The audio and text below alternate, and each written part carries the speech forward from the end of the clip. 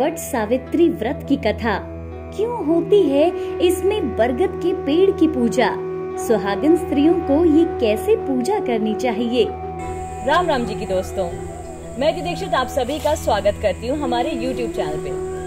हम आपके लिए हमेशा की तरह लेकर के आए हैं एक और रोचक विषय, और हमेशा की तरह हमारे पास सारे प्रश्नों का उत्तर देने के लिए मौजूद हैं आचार्य राजीव शुक्ला जी। राम राम जी की गुरुजी। तो गुरुजी, आज तारों सितारों से हटकर हम एक बहुत ही इंटरेस्टिंग टॉपिक पे बात करेंगे, जो कि है वट सावित्री व्रत। और कहा जाता है कि ये व्रत पत्नियां अपने पतियों की लंबी उम्र के लिए रखती हैं। तो इस व्रत की क्या कहानी है इस पीछे, वो आप प्लीज हमें बताइए। वट सावित्री व्रत जो है वो ज्येष्ठ मास की अमावस्या पड़ता है, और ये पति की लंबी आयु के लिए भी होता है, संतान के उज्जवल भविष्य के लिए होता है। इसके पीछे वैसे तो पौराणिक कथाएं बहुत हैं, लेकिन सत्यवान और सावित्री की एक कथा है।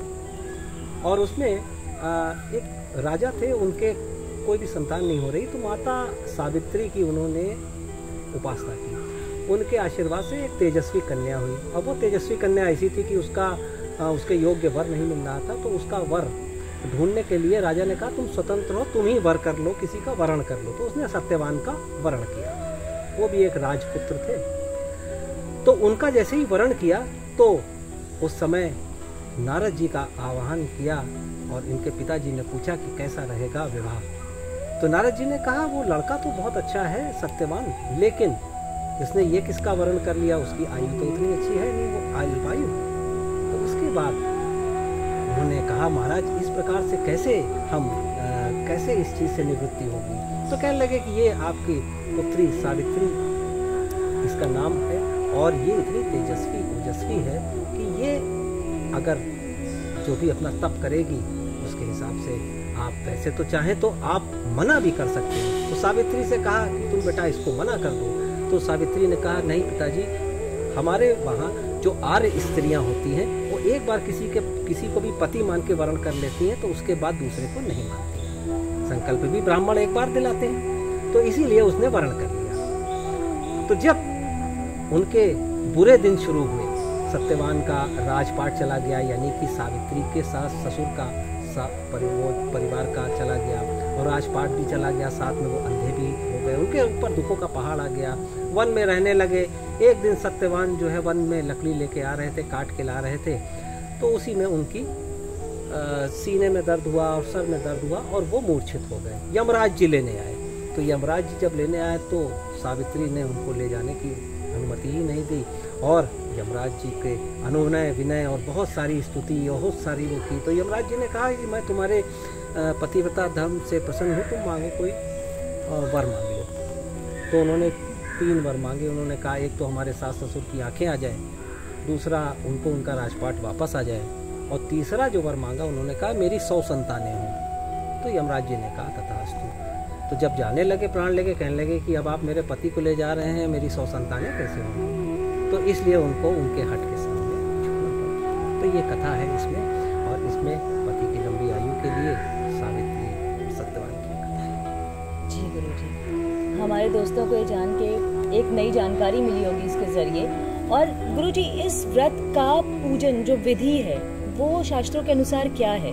और लोग ये भी जानना चाहते हैं, कई महिलाएं जो कि अभी कोरोना का टाइम चल रहा है, चीज़ों से बाहर नहीं निकल सकती, तो इसके लिए वो घर पे क्या ये पूजन, या इन जनरल क्या इसकी पूजा हम घर पे कर सकते हैं? हाँ, हमारा सनातन धर्म इतना शाश्वत है, इतना प्रामाणिक है कि आप किसी स्थान पे जाएं तो भी अच्छा है, और अगर घर पे करना चाहें तो भी उतना ही पुण्य फल मिलता है। घर पे जैसे आप बरगद की कोई एक वृक्ष का कोई हिस्सा ले लें, पत्ती, या आप उसमें डाल इत्यादि ले लें, उसकी भी पूजन हो सकता है। तो इसमें कोई ये नहीं कि आपको घर छोड़ना है, परिक्रमा उसी की कर लें। आजकल तो कुछ ऐसे पौधे भी आते हैं, वट वृक्ष के छोटे पौधे आते हैं, उनको भी घर पे रख के उसकी परिक्रमा कर सकते हैं। अन्यथा तो आप अगर कहीं वट वृक्ष है तो वहाँ जाके महिलाएं पूजन कर सकती हैं।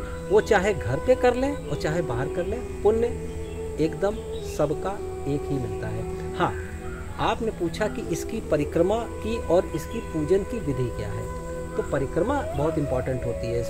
इसमें परिक्रमा में एक सूत का धागा ले लें, उसको 3 बार लपेटें तो 3 परिक्रमा हो गई। उसके अलावा इसमें सत्यवान और सावित्री की कथा कहनी चाहिए और उनके चित्र अगर हों तो अच्छा है, नहीं तो उनकी पूजन होता है।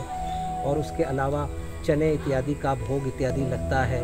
और अपने सास ससुर या अगर हैं या नहीं भी हैं तो भी आप प्रार्थना पूजन कर सकते हैं, उनके पैर छू सकते हैं, उनसे आशीर्वाद ले सकते हैं। और उसके बाद जब पूजन समापन हो जाए तब आप किसी ब्राह्मण को बांस की टोकरी इत्यादि में आप दक्षिणा या फल या वस्त्र इत्यादि आप दे सकते हैं। तो ये एक बहुत ही साधारण तरीके से करने वाली पूजा है, लेकिन इसमें बरगद के पत्तों से आप बना लें एक माला या कुछ इस प्रकार से आभूषण, और वो आभूषण पहन लें और तब कथा सुने तो इसका कथा का श्रवण करने का जो पुण्य है वो कई गुना। आशा करती हूँ दोस्तों आपको ये जानकारी काफ़ी इंटरेस्टिंग लगी होगी और आपके काफ़ी काम आएगी। हमारी जितनी भी फीमेल व्यूअर्स हैं वो अब अच्छे से इस व्रत को निभा पाएंगी सारी जानकारी के साथ। तो दोस्तों हम आगे भी ऐसे ही और भी इंटरेस्टिंग टॉपिक्स आपके लिए लाते रहेंगे और आपको इन्फॉर्मेटिव वीडियोस देते रहेंगे। तो आप हमारे YouTube चैनल को सब्सक्राइब करना ना भूलें और बेल आइकन को ज़रूर दबाएं और हमारे Instagram और Facebook पेज को ज़रूर फॉलो करें। इसी के साथ आप अपना ख्याल रखिए। राम राम जी की।